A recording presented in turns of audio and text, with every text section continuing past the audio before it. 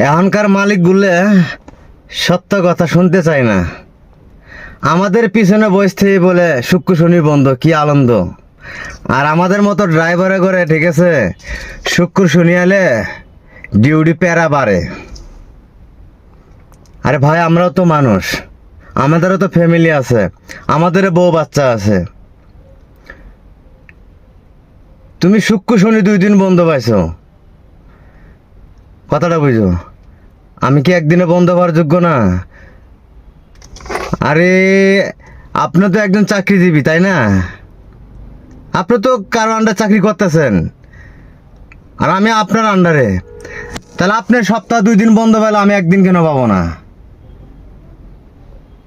এই কথা বললেই, হ্যাঁ কেন, কালকে আমরা ঘুরতে যাব, তুমি একটু আসো।